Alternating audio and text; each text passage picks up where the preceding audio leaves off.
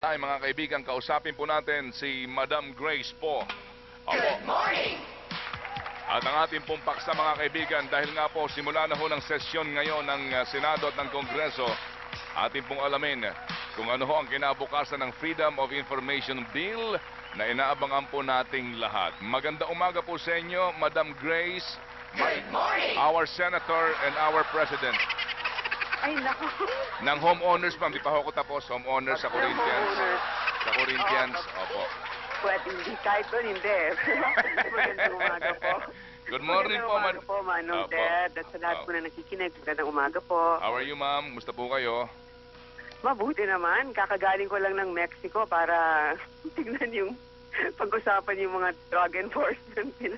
I see, opo, yung kanilang kung paano ho yung kanilang ginagawang pagsawatas. Ang laki ho ng problema doon, ha? Nagpapatayan po ang kartel sa drugs doon. Sila po nag-uubusan doon, pero maraming nadadamay rin. Opo. Dito ho naman sa atin, nag-aaway po mga kartel ng bigas. Pero hindi pa ho Ay, sila nako. nagpapatayan. Nagbabangayan lang ho Mabuti sa naman. media. Yung mga mastermind. Anyway, so, Madam Grace, ano na ho ang parliamentary status po ng Freedom of Information Bill? Ako naman po, malaking pag-asa natin na mapapasa itong first quarter ng taon na ito. Ang hiniling ko sa ating mga miyembro, mga kasama sa Senado, na mag-uumpisa ang patuloy na interpellation sa 27. Kasi nangyayari po, Sir Ted, sa totoo lang, parang tingi-tingi yung yung interpellation. Parang today, meron mag-interpellate, tapos sa susunod, may magpa-privilege speech, nawawala po yung momentum. So para sa akin, pinadala na namin sila ng abiso bago pa matapos ng session last year na sa 27 para lahat ng magtatanong magpalista na po kasi kaya tumatagal minsan ang deliberasyon kasi may mga hihintayin pa, hindi pa tapos, hindi pa nakakapagtanong si ganito o si ganyan. So at least ngayon nasabi na natin. Okay, so first quarter po ng taong ito, inaasahan po ninyo, at least in the Senate, no? Ito ho'y maipasa na, ma'am.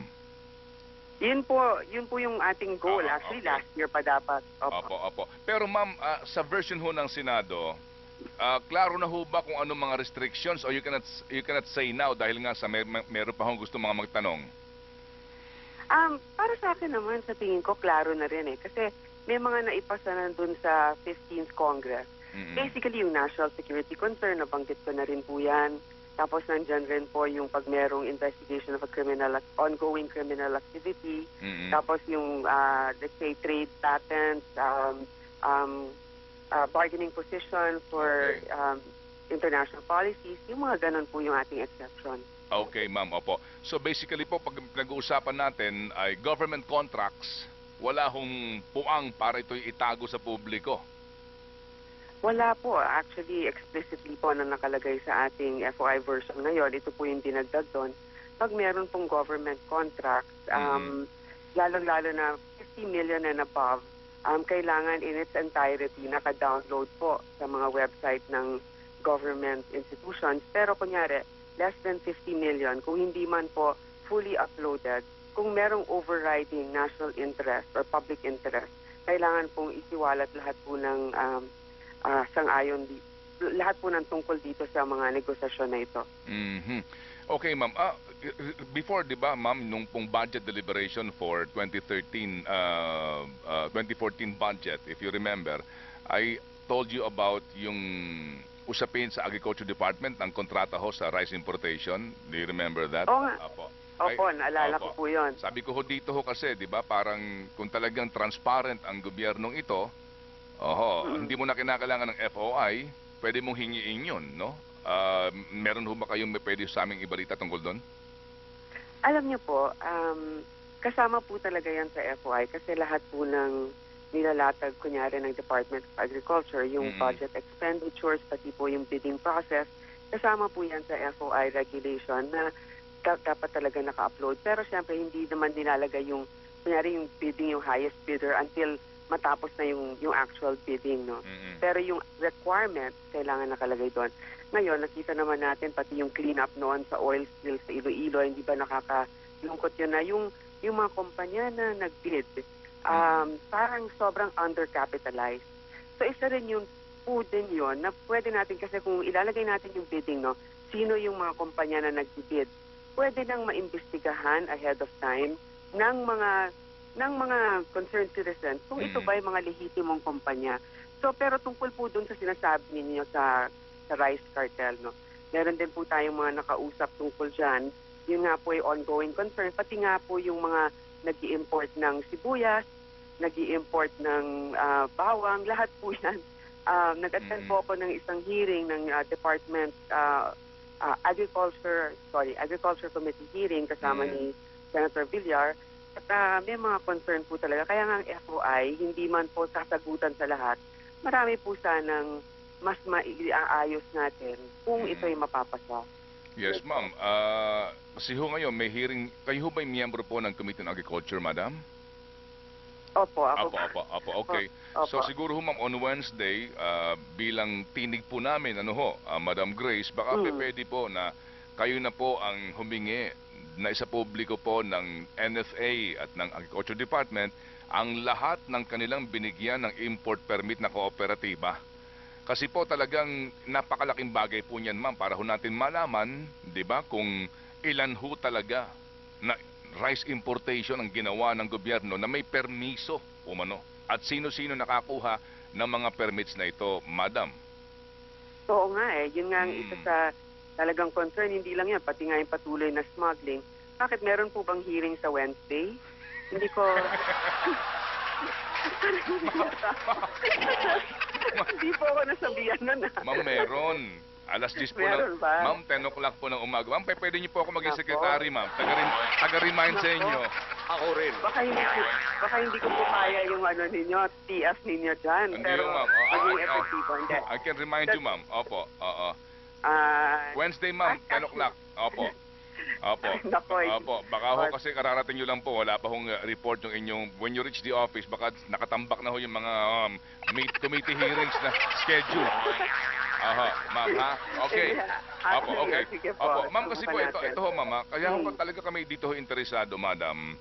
Kasi example, nag-guest sa amin dito si Mayor Bistek ng Quezon City. Opo, hinihingi namin yung kontratang pinasok ng Quezon City government sa kanilang kontrata sa basura. Ang sabi po sa amin ni Mayor, hindi mo na kinakailangan pa ng mga sulat. Kasi it's a government, alam mo yan, dapat yan transparent yan. Kasi government contract yan Bibigyan kita ng kopya. Hanggang ngayon po, hindi pa sa akin binibigay. Ay, ganun ba? Oo, so... Nakalimutan. Opo, Kailangan din so- yan ng magaling na sekretary. Opo. My point, ma'am, is, di ba kapag ho ito'y naipasa na, kasi nagtataas kayo ng singil sa singil po sa garbage fee, may dagdag na naman tayo, di ba ho pat karapatan ng taong bayan, malaman, patingin nga ng inyong kontratang pinasok sa garbage collection, di ba? Para before kayo mag-uumento, malaman namin saan ba kayo nanggagaling. Alam niyo po, Manong, sa totoo lang, pag nag-FOI tayo, no, isa yan sa pwede natin. Kasi ngayon, pwede kang humingi tapos sabihin ng kung sino man, ibigay namin sa'yo yan. Pero kung hindi naman nila binigay, wala namang kaparusahan yan Tama, opo. Pero ngayon, pagka hiningi mo ang isang impormasyon na ganyan, pupunta ka sa isang tanggapan ng gobyerno, aandar ang oras, no? Kailangan within 15 calendar days, meron silang maibibigay sa yung kasagutan. Dahil kung hindi naman, pwede mo sila talagang sampahan ng kaso. So yan yung mga pwede nating sasaayos sana kung maipasa natin. Kaya nga, yun ang tinutulak natin. Hindi lamang sa Senado, kailangan mag-lobby lang tayo sa Kongreso na matuloy yan. Opo. Well, sige po ma'am, talaga pong ito'y aming inaabangan at kung mamarapatin po ninyo, magbibilin pa ho ako ng isang issue para po dito ho sa inyong hearing po sa Wednesday. Kasi po bilang kayo po ma'am ang nagsusulong, kayo po ang champion ng freedom of information. Ganun po, iyan po ang aming turing sa inyo ngayon, Madam Grace, kasi po kayo nagsusulong yan, ibig sabihin kayo ang champion ng transparency in government, di ba? Yan ho ang inyong advocacy ngayon kasi kayo po ang timon yan Kaya ho, kung mamarapatin po ninyo, may hinihingi po sa Agriculture Department ng mga listahan ng mga NGOs na naging daan para ho dito sa mga pondo ng gobyerno para sa mga fake NGOs nitong si Napoles. Ito ho'y hinihingi, Oo nga. opo, ng grupo ho ng mga magbubukid noon pa kay Kalihim Alcala, if I may refer you with your honor, sa editorial po ng Philippine Daily Inquirer, September 29, 2013. Opo, ito ho yung sinasabi nga na Opo. hinihingi po yung pong listahan ng mga NGOs na idinaan dito ho sa mga bureau under Agriculture Department. Ang sagot daw ho ni Ginoong Alcala, ito'y classified.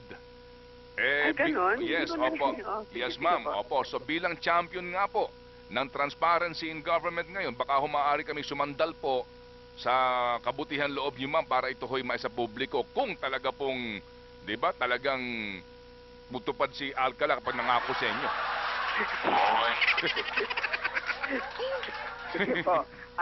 Kakausapin po natin siya. Pero yun nga ngayon, Oo. hingin mo yan, hindi ibigay sa'yo yan. Oo. Wala kang liability. Kaya yun nga po, tama kayo Opo. dyan. Ito na yung unang sandata natin. Opo.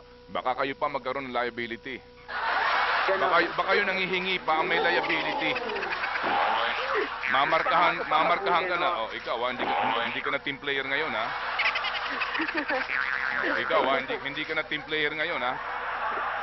Hindi naman. Hindi naman, Kasi di ba? iba, hindi Opo. naman nila yata. Parang hindi naman yata sila nag-expect ng ganon. Pero, sige. Opo, ma'am, ha? Opo. Hihingin ko po yan. Yes, ma'am. And Sige we po. will remind you, ma'am. Okay. Madam Grace, muli po, maraming salamat at kami po talaga pong umaasa po sa inyo dyan in the Senate, madam. Opo. Maraming salamat din po sa inyong tiwala. Opo. Mabuhay po. Thank Bye. you.